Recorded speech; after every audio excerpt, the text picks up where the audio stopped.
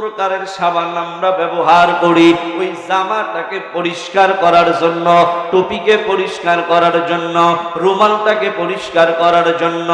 ও জমিনের গোলাম, তোমার আমার এই হায়াতের জিন্দেগিতে কত গুনাহ হয়ে গেছে, কত গুনাহ হয়ে গেছে, কত গুনার নাপাকি লাইগা গেছে। এই গুনাহকে পরিষ্কার করার জন্য আল্লাহ পাক রব্বুল আলামিন তওবা নামক সাবান দিয়েছে। সুবহানাল্লাহ কবেন না? কিসের সাবান? তওবার সাবান। কেউ যদি তওবার সাবান লাগাইতে পারে আল্লাহ তার অন্তরের ময়লাগুলো দূর করে দিবে। জোরে কন্না সুবহানাল্লাহ। তওবার মেডিসিন লাগাইছে একজন ডাকাত। একজন এই এলাকায় ডাকাত আছে, ছিল আগে, এখন নাই। ভাইরা আমার, বন্ধুরা আমার, তওবার মেডিসিন লাগাইছে একজন ডাকাত। এই ঘটনাও আমার বানানো কোনো ঘটনা না।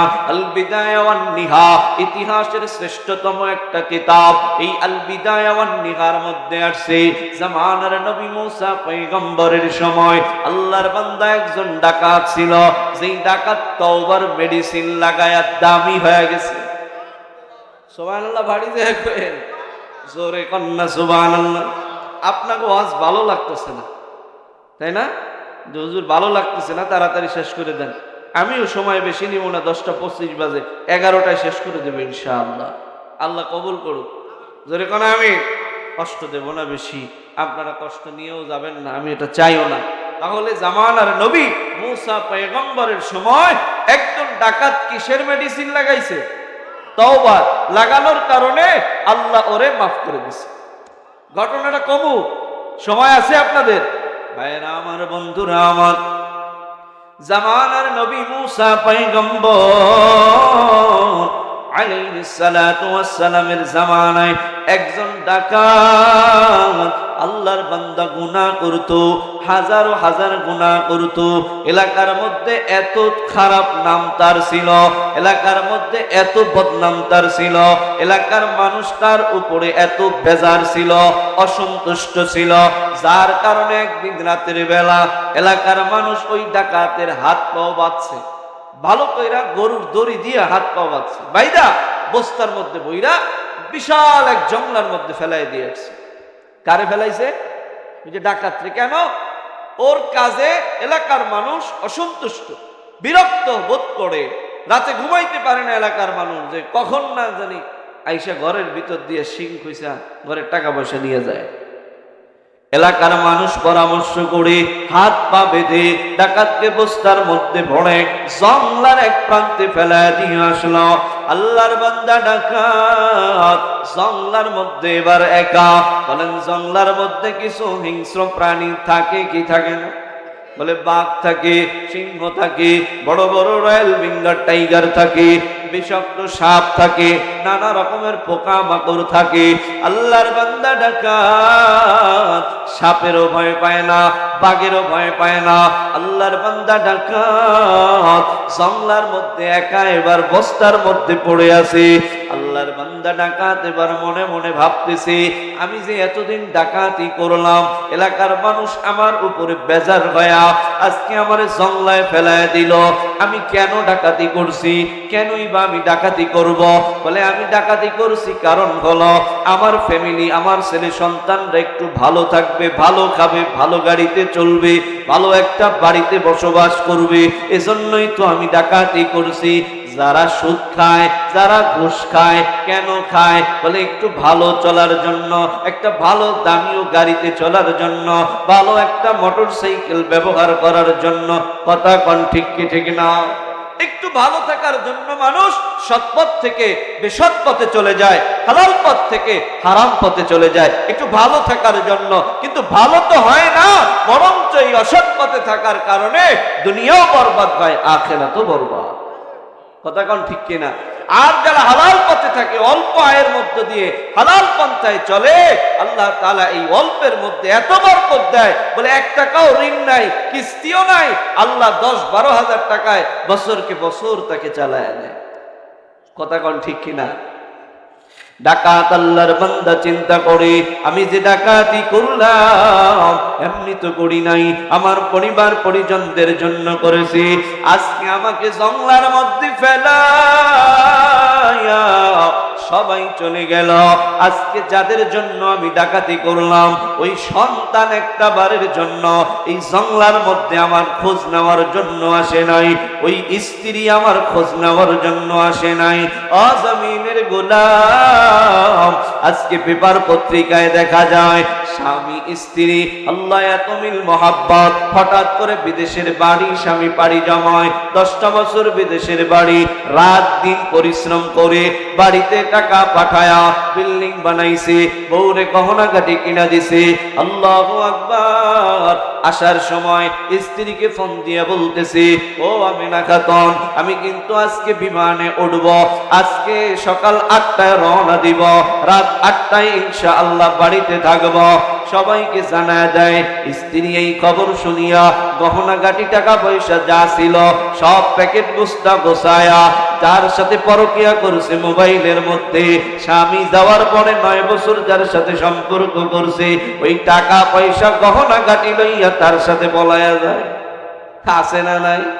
খবরে পত্রিকায় পাওয়া যায় না?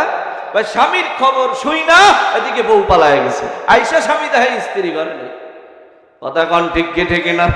ভাইরা আমার, বন্ধুরা আমার, ও আল্লাহর গোলাম, যাদের জন্য পরিশ্রম করলা তারা তো তোমার খবর নিল না। ডাকাত আল্লাহর বান্দা যুবক জংলার মধ্যে এবার কান্না করা শুরু করে দিছে, হায় তাদের জন্য ডাকাতি করলাম, আজকে তারা একটা বারের জন্য আমার খবর নিল না, একটা বারের জন্য আমাকে দেখতেও আসলো না। আমি কোন অবস্থায় জংলার মধ্যে আছি? ডাকাতের মধ্যে হুঁশ ফিরে যায়। আল্লাহর জমিনের গোলাম, দেখবেন বিপদে পড়লে তখন মানুষের হুঁশ ফেরে, বিপদে পড়লে তখন নামাজ পড়ে, এমন মুসল্লি সমাজে আছে না নাই? বিপদে পড়লে তখন দান করে, আর যখন বিপদ কেটে যায় তখন মসজিদে খুঁজে পাওয়া যায় না। কথা কয় না? পাওয়া যায়। বলে করোনার সময় মুসল্লি ধরে না মসজিদে, করোনা যেই চলে গেল এবার মসজিদে মুসল্লি পাওয়া যায় না। ইমাম সাহেব আর মুয়াজ্জিন আযান আর ইকামত দিয়ে নামাজ পড়ে, এমনও মসজিদ গ্রামে আছে না? ভাইয়েরা আমার, বন্ধুরা আমার, একদম বিপদে পড়লে মানুষ মসজিদে দৌড়ায়, বিপদে পড়লে পীরের কাছে দৌড়ায়, বিপদে পড়লে আলেমদের কাছে দৌড়ায়। আল্লাহর বান্দা যুবক জংলার মধ্যে বিপদে পড়ে গেছে, হুঁশ ফিরে গেছে। আল্লাহর বান্দা ডাকাত এবার ডাক দিয়ে বলে, রে মাওলা, এই হায়াতের জিন্দেগিতে যত অন্যায় করেছি সব আমি গুনাহের কাজ করেছি। ও মালিক, আমি অনুতপ্ত, আমি অনুতপ্ত, আমি অনুতপ্ত, আমি যে গুনাহ করছি আর জিন্দেগিতে এই গুনাহ করব না। ও মালিক, আপনি আমারে মাফ করে দেন। আল্লাহর বান্দা যুবক ডাকাত জংলার মধ্যে বসে এবার শুধু কান্না করে আর মালিকের কাছে তওবা করে, আর ডাক দিয়া বলে, মালিক, আর জিন্দেগিতে আমি এই গুনাহ করব না, আমি জিন্দেগিতে আর ডাকাতি করব না, মানুষদের হক আর নষ্ট করব না, অন্যায় ভাবে কাউকে আঘাত আর করব না, জবান দিয়ে গীবত আর শিকায়াত করব না। আল্লাহর বান্দা যুবক জংলার মধ্যে কান্না করতে করতে একটা সময় ইন্তেকাল হয়ে গেছে। আল্লাহু আকবার। মুসা নবিয়িনা আলাইহিস সালাতু ওয়াস সালামের কাছে জিবরাইল আলাইহিস সালাতু ওয়াস সালাম ওহী নিয়ে আসছে। কি নিয়ে আসছে? ওহী নিয়ে আসছে। জিবরাইল আসিয়া বলে, ও নবী মুসা, ওই জংলার মধ্যে রব্বুল আলামিনের একজন প্যারা বান্দার ইন্তেকাল হয়েছে, মাহবুব বান্দার ইন্তেকাল হয়েছে, যাকে আল্লাহ পাক ভালোবাসে, আল্লাহকেও তিনি ভালোবাসেন, এমন একজন দামি বান্দা ওই জংলার মধ্যে পড়ে আছে। আল্লাহ পাক রব্বুল আলামিন দায়িত্ব দিলেন, আপনি তার জানাজার ইমামতি করবেন। জোরে কান সুবহানাল্লাহ। শুধু ইমামতি করবেন না, ওই জানাজার ময়দানে যত মানুষ হাজির হবে, আল্লাহ পাক রব্বুল আলামিনের ওয়াদা, আল্লাহ পাক রব্বুল আলামিন ওই জানাজা পড়নে ওয়ালা সকল মুসল্লিদের গুনাহ আল্লাহ মাফ করে দিবে। মূসা পয়গম্বর এলান করে দিলেন, আমার সাথে যারা জানাজায় জংলায় হাজির হবা আল্লাহ সবাইরে মাফ করে দিবে। মূসা পয়গম্বর বিশাল একটা বাহিনী নিয়ে জংলার মধ্যে গেলেন, ওই লাশটা দেখতে পেলেন, কাফনের কাপড়টা পরাইলেন, গোসল করায়া জানাজার ইমামতিতে মূসা পয়গম্বর দাঁড়ায় গেলেন।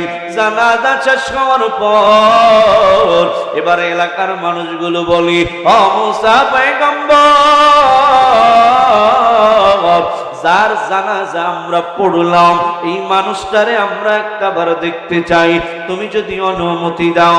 মূসা পয়গম্বর বলে, অবশ্যই তোমরা দেখতে পারবে, দেখো। এবার এলাকার মানুষ ওই জানাজা পড়লো, যার তার লাশটার দিকে তাকায়া দেখলো, যার জানাজা পড়লো এই মানুষটা হলো ওই দিনের ওই এলাকার সবচাইতে বড় ডাকাত, সবচাইতে বড় ডাকাত। মূসা পয়গম্বরকে ডাক দিয়া বলি, ও পয়গম্বর, এমন বড় ডাকাতের জানাজা পড়লাম, অথচ তুমি বললা এই ডাকাত নাকি সবচাইতে আল্লাহর প্যারা বান্দা হয়ে গেছে, কারণটা কি বুঝে আসলো না? মূসা পয়গম্বর সিজদারত অবস্থায় মালিকরে ডাক দিয়া বলি, ও দয়ার মালিক, এলাকার মানুষ সাক্ষী দেয় এই মানুষটা নাকি ডাকাত ছিল, কেমন করে আপনার প্যারা বান্দা হয়ে গেল, কি কারণে হলো, কেমন করে হলো? এলাকার মানুষগুলো জানতে চায়। রব্বুল আলামিন ডাক দিয়ে বলে, ও মূসা পয়গম্বর, এই মানুষটা এভাবেই আল্লাহর ওলি হয়ে গেল, আমার প্যারা বন্ধু হয়ে গেল। বলে এলাকার মানুষ যখন হাত পা বেঁধে জংলার মধ্যে ফেলা দিল, আল্লাহর বান্দার হুঁশ ফিরে গেল।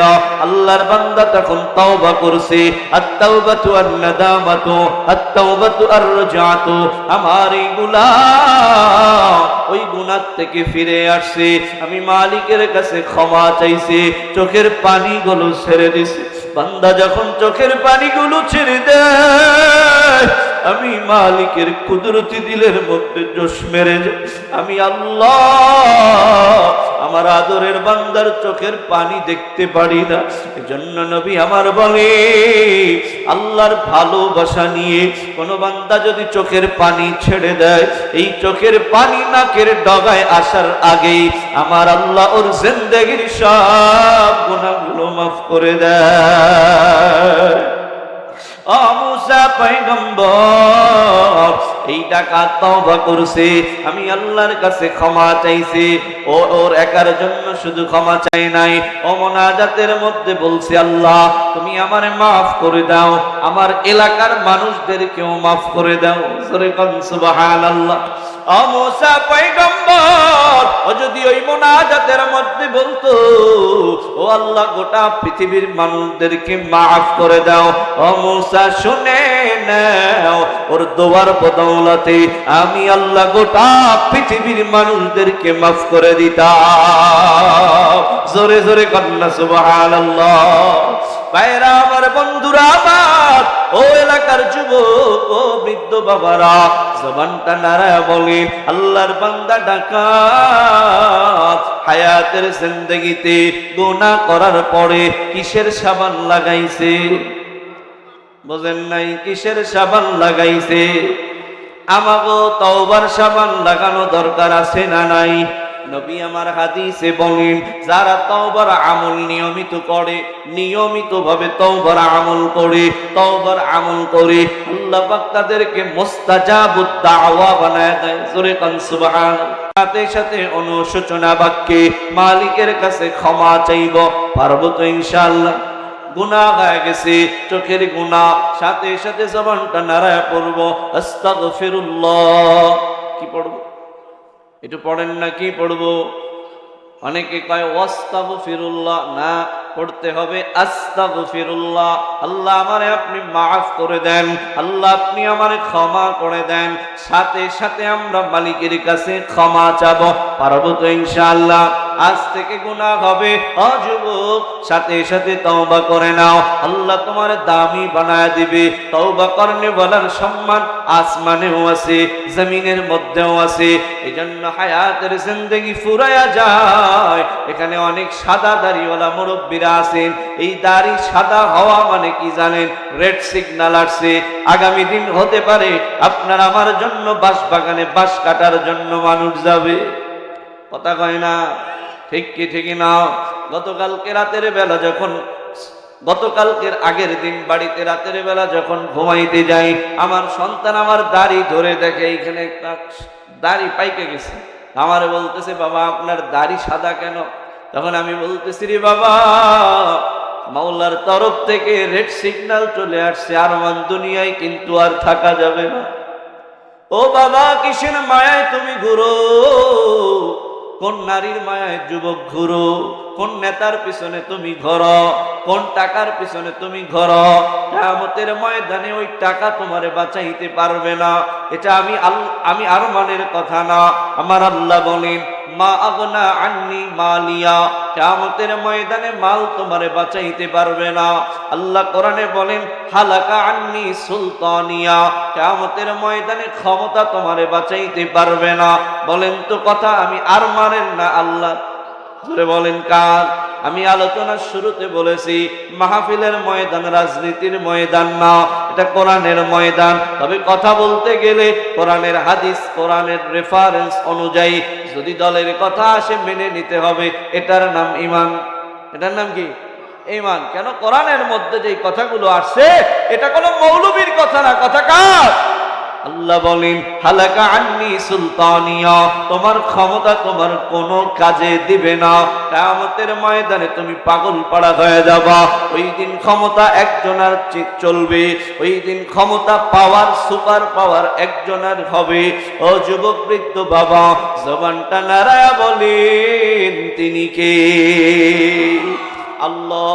এজন্য এই হায়াতের জিন্দেগির সময়টাকে কাজে লাগান, তওবার মেডিসিন লাগান। আল্লাহ আমাদের সবাইকে তওবার মেডিসিন লাগায়া, তওবার সাবান লাগায়া অন্তরটাকে পরিষ্কার করে, পরিচ্ছন্ন করে, স্বচ্ছ একটা অন্তর নিয়ে কবরে যাওয়ার তৌফিক দান করুন। সকলে জোরে জোরে বলেন না আমিন। আরো জোরে বলেন না আমিন। ভাইরা আমার, বন্ধুরা আমার, আর দুই একটা কথা বলে আলোচনা শেষ করব। ধৈর্য হারা হবেন না। আখিরি মোনাজাত দিয়ে বাড়ি যাব ইনশা। নবী আমার বলে, কোন কোরআনের মজলিসে কোন আল্লাহর বান্দা যদি বসে যায় আর আখিরি মোনাজাত করে যদি বাড়ির দিকে রওনা হয়, আমার আল্লাহ ওর জিন্দেগির পিছনের সব গুনাহগুলো মাফ করে দেয়।